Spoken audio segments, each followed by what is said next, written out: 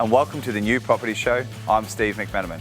On this show, Joe explains how he found his way as a young developer.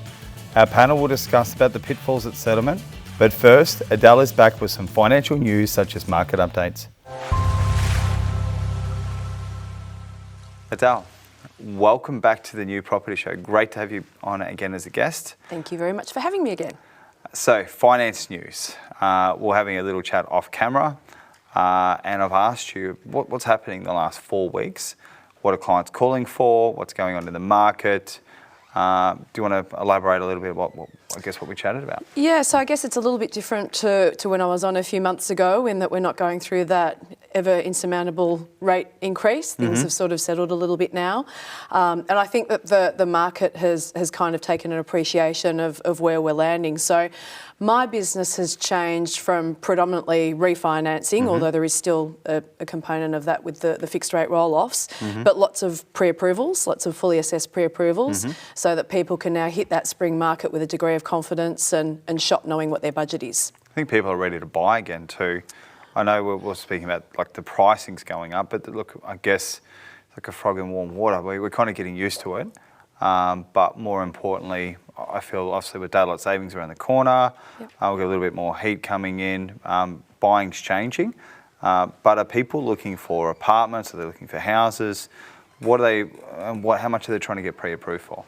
Yeah, look, I think that as far as what they're looking for, it's more that owner-occupied space, and there is a lot of demand out there. And I don't think it's any secret that there is a huge shortage of stock as well. And we're all waiting for that release of extra stock now that the months are a bit warmer, as you say, and we're kind of hitting that peak time as we come into September, October, when there tends to be more volumes around. But there's a lot of frustration in the market, and prices are still very much holding their weight and in many instances going above range. So everyone's just trying to shop around as much as they can, using a mortgage broker who can give them options, work out who's going to give them the highest borrowing capacity, because at the moment that seems to be in more demand than necessarily rate. It's just knowing that they can borrow the most amount of money. They know they can service the loan because they've done their own budget. Yeah. And it's really now just because at the end of the day, if they're, let's say it's an $800,000 mortgage they're applying for, if they get that 880 approval, it's also going to push a few people out, which gives them a bit of an advantage, means they can get better stock, better quality home. They may not necessarily need to spend it, but at least they know it's there. That's right, and that is something that I'm encouraging all of my clients to do. So whilst they might have a budget in terms of what they think they want to spend, it's let's just get you pre-approved for as high as you can possibly go. You don't have to spend it, but at least if you kind of get in that position in an auction and you see something you really like, you've got that wiggle room if you need it. Some of the things that I come across at the moment are, I guess, what you call queues. Deal gets submitted. Some banks are 21 days through to 35 days before they pick up files. Obviously, without naming, shaming some of those ones that are doing that out there, and they all change. Do you want to give me an example of a very quick pre-approval? You've got a good client. You've had their meeting. So it's Monday. You've had a meeting. They're amazing. They've sent you through the tax returns, their ID, pay slips are in on the Tuesday. They're good to go. How quickly can we get that to turn around? 24 hours, sometimes less in some instances. It all comes down to, that due diligence right at the start of the process. So making sure that I, as a mortgage broker, have asked the right questions, I've got all the paperwork, we've gone through everything that needs to be submitted and putting in a quality submission. And the more notes that you write and the more you cover off the scenario of the client, the quicker the outcome. And, I'm not seeing any significant delays, or certainly none that have hindered clients to get to the point that they need to on the day that they need to. Okay. Quite a genuine question here that's just sort of come up. So I was just thinking then, as you said that, so if you do a great loan, it's 24 hours, it's an 80%er, it could be Westpac, NAB, whoever it is. Yep. But what about if LMI is introduced? Because typically LMI is a separate assessment. Yes. They've only got a 10% deposit, so it's an $800,000 purchase. They've got 80, 90 grand sitting in the bank. They might be able to gift some money. They can get the deposit, but they do need LMI. Yeah. This seems like there'd be a bit of danger zone there sometimes. They may get the pre-approval in principle, but then this second lender needs to sign off. What happens in that case? I think, again, that can add another layer of complexity and time, and maybe 24, 48 hours, depending on that turnaround of the mortgage insurer. But again, it comes down to workshopping the deal up front and doing your due diligence up front, working with your contact, your BDM at the lender, making sure that a deal is a deal, because they're going to give you the insights anyway. Yeah. So you're going to get a very good idea as to what the outcome of, obviously nothing's ever guaranteed, but you'll get a very, very good idea as to where the deal's headed. So yes, it can add another layer of time or complexity, but it shouldn't necessarily be a hindrance to getting the deal done. As a broker, does that put a lot of pressure on you because you're working in relatively quick time with, sometimes a complex deal, but with your business, how do you find submitting a deal to taking on new clients? How do you balance between the two? Yeah, whether it's an LMI deal or otherwise, I find them all somewhat stressful, and the responsibility of that outcome is not lost on me. And there are some times that you know more about what's going on with the deal than the client does, or they don't necessarily understand the implications of something. And I can lose more sleep than my clients at certain situations. But it is, I think, to talk, and it's actually a relevant question because it's something that I've had to cover over recently, in terms of how you strike that balance. And it's communication, it's communicating the facts, it's making sure that the client has the choice and knows what their rights are and what the set of circumstances is, and whether they're happy with that and they make that decision. You can't make the decision for them. You've got to remember that you're the one conveying the facts and the decision comes back on them. It's quite a mature answer there too, just working with that, because obviously you're still a mum, still a partner. You've still got to manage your own time.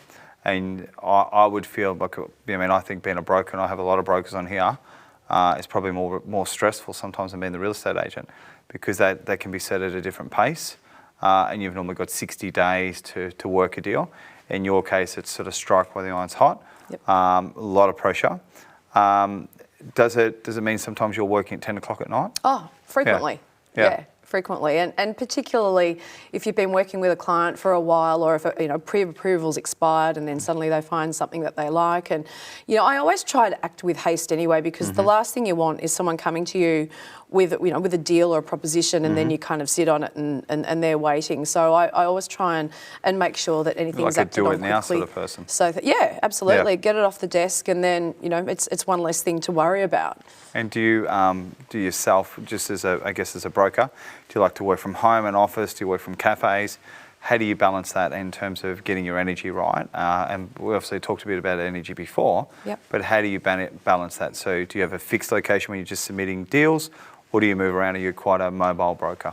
I do move around a bit. Yeah. I do a lot from home. I also do share an office with a family lawyer. Yeah. And then depending on the mood or the day or whatever, sometimes it's nice to sit in a cafe, and also depending on the level of confidentiality that you're dealing with and all that sort of thing can kind of define where I work from. But I do a lot from home. I sort of find that that's my space where I just sit and can power out a lot in a number of hours. And I do tend to work late at night. That tends to be my time that I get everything done, because it's quiet and no one's going to interrupt me. Last question. If there's a young lady watching out there, she wants to be a broker, should she do it or not? Absolutely go for it. Excellent. I was a relatively mature age entrant into this industry, and I think it is one of the best industries for women to work in for many, many reasons, and I would highly encourage anyone to get into it. It's always fun. Great to see you again. Love to have you again back on the New Property Show. You've been an amazing guest as always, and thank you so much. Thanks so much, Steve.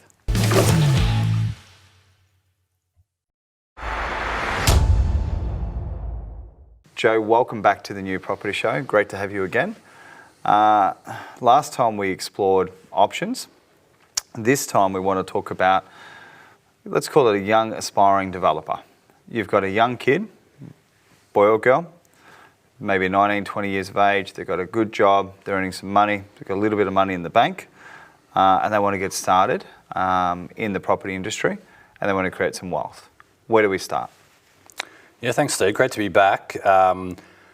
What I love about that scenario, that question, is that was me. That was me. I mean, I worked very hard in my younger days. I was around 35 at the time, married, 2 kids, under the pump, like a lot of Australians at the moment, right? Interest rates went up, people couldn't pay their mortgages. It's stress. You're hearing about this mortgage stress, inflation, things like that. I had 4 properties at the time. I thought there's got to be a better way than this. All right. So development, I believe, is one of the best ways to make money, to make a living. If you look at some of the high net worths in this country and globally, as you know, they're property developers. How do you get in though? You know, you're a young guy or girl, you don't have much money, you have some fears. How do you get into it? I believe property options is one of the best ways to get into it, where you can get in with, you know, low amount of money. I usually quote somewhere between 10 to 15K. You need to have that money either in your bank account or the ability to source that sort of funds in a 3 to 6 month period. And then you can start your journey. To start with, for example, they've had some coaching, they've engaged your services, which we'll come back to in a moment, but there's some, like I think really got to put the word out. You've got to tell family and friends you're looking for a deal because opportunities, they do arise. You've got to knock on some doors. But then stretching a little bit further too, you've got to know how to look and use the technology that exists to look at deals. So where do we start there? Are we just put into a letterbox drops, or and how do we ascertain what deal they're looking for? Yeah, great question. So for me, what did I learn through all my years and all the trainings that I went to, probably like yourself, like many of us in the game, is that there's a lot of fluff out there in programs, in training. So, you know, I've got a working class background. My family's full of tradies, business owners. You know, we grew up on, you know, my family came from farms. That's sort of the background to my family. Why is that relevant? Because we are sort of people who cut to the chase, as you know. We're direct. We don't want to have all the fluff. And I did so many programs, so many seminars, boot camps, etc. Where I walked out of there and my head was spinning. So for me, I developed a system that was very simple, very straightforward. So how do you become successful in it? Is you just follow the system, but when it's simple. So a lot of people will think, oh, how do I sell a deal? Or what about the tax? Or what about solicitors? And it's like, okay, well that's sort of end game. Some of those people, they need to focus on what to do today. So that's a big part of what I do. I help people work out, you know, where they're at, what are their strengths, what are their weaknesses, and then what do they need to do today to get started. I think it comes back to if you took away the fluff, which is the deal. There's a deal out there. There's money out there. There's the team there, but you're at home. Okay, it's got to go back to the base, and the base would be a FISO, and really all it ever comes down to is the numbers. So I think personally, if I was going to look at a deal nowadays, apart from doing a napkin deal, you're going to write down the numbers, you're going to work out who you need on the team, what the entry and exit strategies are, and you probably need to have 2 or 3 options from there, and then how you're going to fund the deal. So in terms of using technology, obviously, do you play around? Do you like playing around with a good FISO, or do you play with a one-pager, or is it quite a detailed analysis that you'd do? Yeah, so one of my sayings about feasibilities is that it's a projected profit for a proposed development. Cool. So it's great you bring that up, Steve, because these are some of the areas where new players get stuck. So I've been there, done that. Like yourself, you would know all the pain points.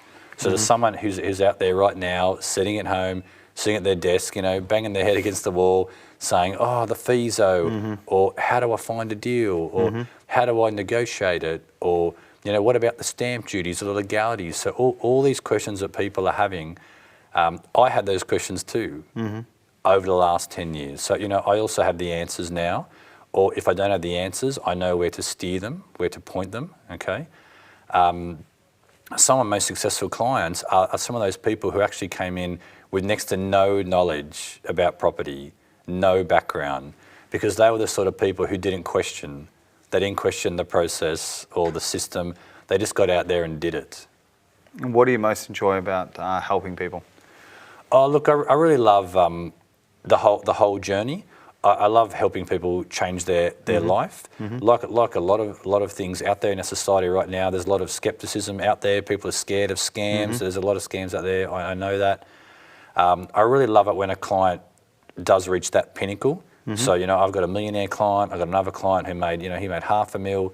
I've got some clients that have made, 20 grand, 50 grand. They're also good for referrals too. Like it's your business, you're sitting at 160 members at the moment, is growing because the success breeds success. Yep. So with your millionaire client, and congratulations on that, how many millionaires are you trying to make in the next, let's say 12 months? Next 12 months, I would be looking to make 5, okay? I have another 2 who are well on track right now, okay? But again, I don't want your viewership to get too carried away. The phone will be ringing. Yeah, that's right. I don't want them to get too carried away with that. Yeah. So I'm all about, who's serious about it, who's going to do the work. And do you say no to some people? Oh, absolutely. Yeah. Absolutely. Yeah, you have to because, again, there's a lot of get-rich-quick schemes out there. People come in with big ideas. Oh, yeah, I want to flip a few deals in the next 3 weeks and make $3 million. Because someone's done it. Yeah, yeah. Now we've got Elon Musk and we've got, Steve Jobs and, there's people out there who have made large sums of money, but they're not that many. So, I think you just have to sort of stay in your lane, head down, bum I think up. a good solid plan. So, and those deals could be anything from renovations to land options to buying land, even new land, optioning and selling it before then. We talked about sunset clauses. But just before we wrap up, is there 3 types of deals that you like to do? Absolutely. So the 3 main types of deals. So number 1 is where you option that property because you're ready to be a developer. So you've got some funds behind you, you're ready to be a developer, so you want to find a site for yourself. The reason you're doing an option is because you have the due diligence clause there and you have an extended settlement, which is fantastic. That's the first one. Second one is where you're going to use a very similar process, but you're looking for partners, you're looking for JV partners. So you can form a company, you can form a unit trust, you can bring partners in. And number 3 is for people who are really starting out, they need money now. These are people who sign an option deal and they flip that deal to a developer to make some fast cash. When I say fast cash, you're looking at around 3 months, 3 months turnaround. Look, I've been to those seminars too where they've talked about the caravan story. Yep. Buying caravan for $20,000, lease it out for $150 a week. Suddenly you've got a cash flow positive property.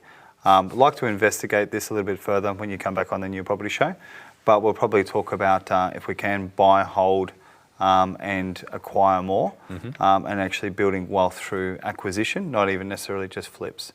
Joe, you've been a great guest, very entertaining, and look forward to having you back again soon. Thanks, Steve.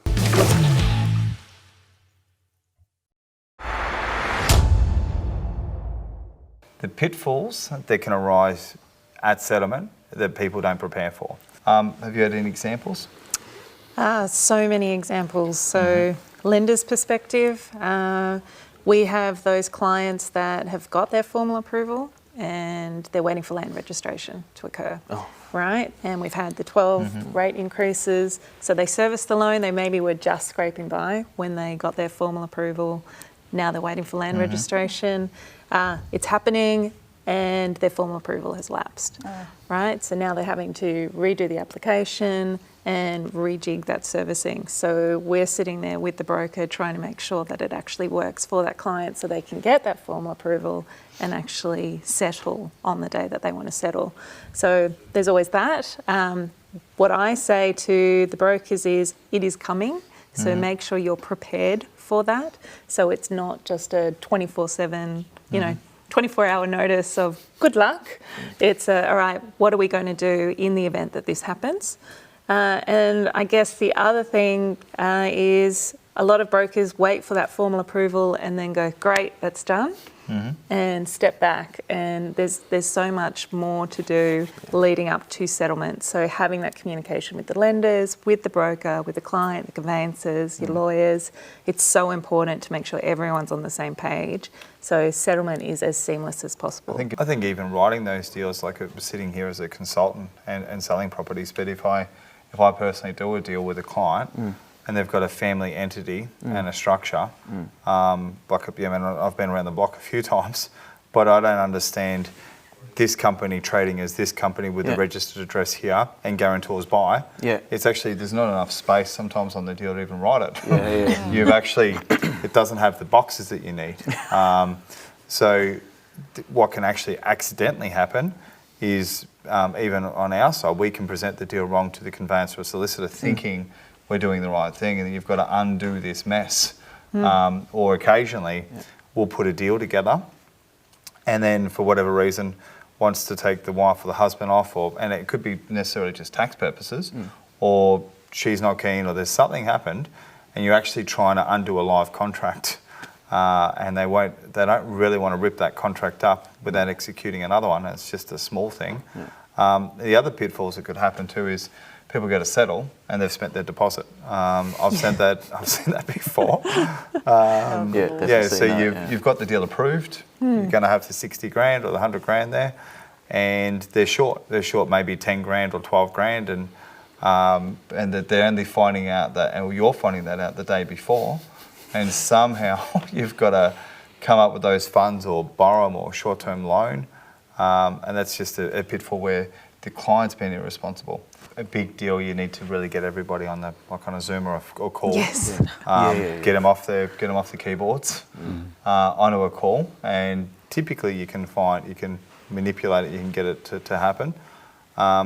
Sometimes that's easier said than done. Absolutely. It is. Yeah. Some of them they refuse to speak. They'll be like, send me an email. It's just a way of blocking, but it doesn't actually help the deal. You almost have to trick them into getting on there. You just merge the call, make it happen. Then put it on hold for 2 seconds. That's it. Excuse me. Then merge it. But pitfalls is an interesting one. I think obviously we've covered today like shortfall evaluation, client recklessly spending the money, without seeking legal advice and signing a contract. Don't fire your conveyancer or solicitor unless you have to, all the way through. And be prepared to spend the money up front if need be to get the right advice. Some people are scared of actually spending the money, and they enter into a deal and they could have spent a couple of grand and saved them foregoing the amount of 10% deposit, because it can go the other way, and that could be, we'll go away from buyback, but it could be they've bought a property for 500 grand, it's off the plan, valuations come in short, it's come in at 470 or even 420, and they've lost their deposit, and they can also get sued for the difference, which is not a good position to put anyone into, but at the end of the day, that's the law. So you have to be very, very careful. So with that said, any closing words or arguments? So I would just say there was, on the other side of it, you sometimes get scenarios where sellers will rely on a purchaser's deposit to fund their own transaction. They may have a purchase on the side that they're wanting to fund, and they're relying for some reason on the purchaser's money to help fund that or to pay their own deposit. My advice is don't do that. I've seen situations, imagine you've spent someone else's money, and what if that transaction falls through and they're saying, well, if there's any reason where they would argue that they're entitled to that money back, what are you going to do? You've spent someone else's money. What's that release called? Where they? It's called, it's an early deposit release in layman terms, otherwise known as a Section 27 release, because it's pursuant to the Section 20. It's pursuant to Section 27 of the sale of land. We've done a deal. Pop the champagne. But that's just my advice. Only if you need to access someone, and this is an arrangement that's unique to Victoria, not in any other state. But if you're ever needing to access someone else's money to fund something, it should only be in circumstances where it is absolutely necessary. If you are going into the market, you're selling, and then you're wanting to buy something else, do it at a time where you can raise funds. What's the, just before we wrap, what's the worst state to do business with? Oh, God. Okay. It does depend on state. Coming, breaking news on Channel 31. Anyway, our viewers can log on and we'll find out and have your debate there. But want to thank you guys and girls for jumping on today, and I appreciate you jumping on the New Property Show. Thank you.